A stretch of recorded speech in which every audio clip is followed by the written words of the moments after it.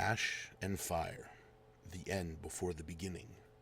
A lecture by Professor Velloran Benth, High Historian of the Cinderglass Academy, year 456 PE.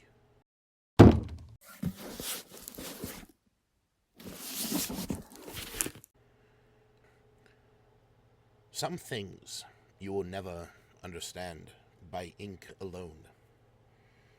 You sit here, on stone, formed after the world cracked, and you ask me what came before. Before the Paratic era, the world was comfortable, predictable. We mapped ley lines and built temples upon them. We named ages after the empires that built them. We thought dragons were known, understood, even classifiable, evil or good, gem or not, to be reasoned with, bargained with, slain.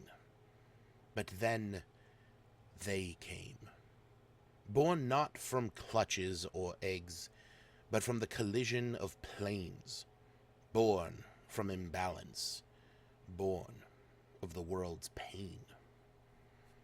They rose not from nests, but from wounds in the earth. We call them the Paratic dragons now, because we had no other word, because everything before them belonged to a different time, a dead time. It began when the miners of old Virelin, greedy, brilliant fools they were.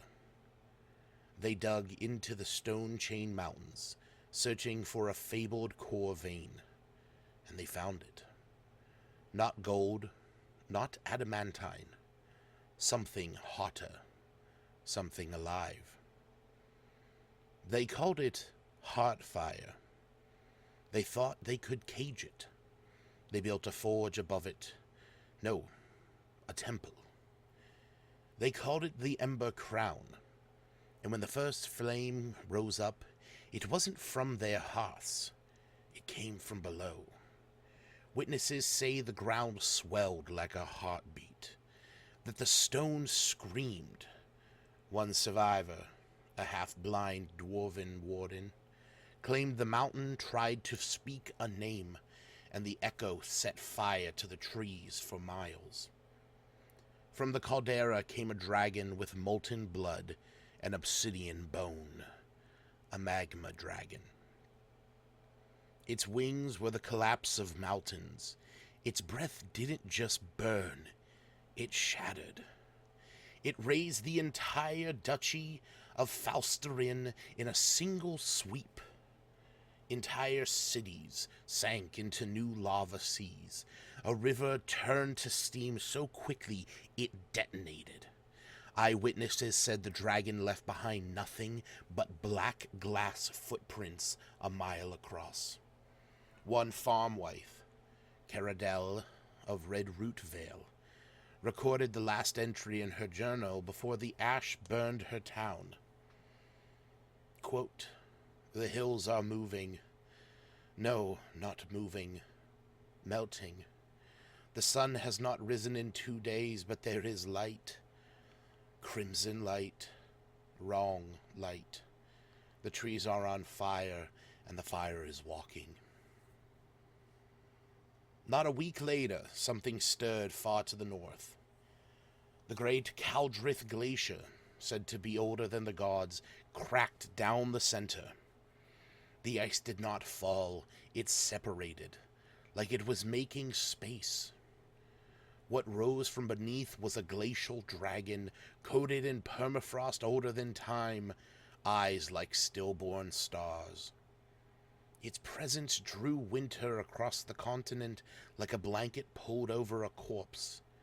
It didn't roar, it didn't speak. It simply exhaled and erased.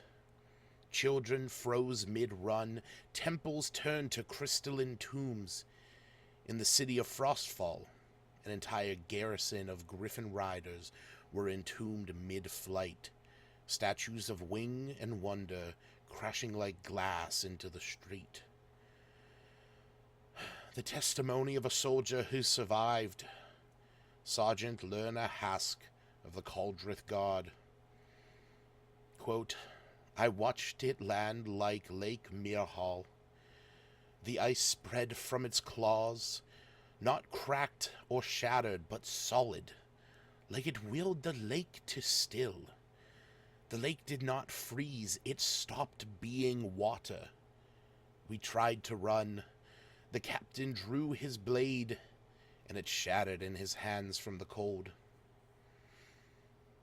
Entire seasons were lost.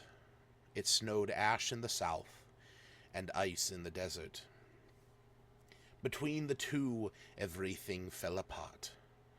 Trade roads vanished. The sea routes froze or boiled. Crops failed. Nations turned on each other for food, shelter, and warmth. Magic misfired as the plain shook. The gods, ever silent. No one knows if they couldn't speak or dared not. The kingdom of Aurelian crumbled. Caldrith fell. The world had no name anymore, only ashes and ice.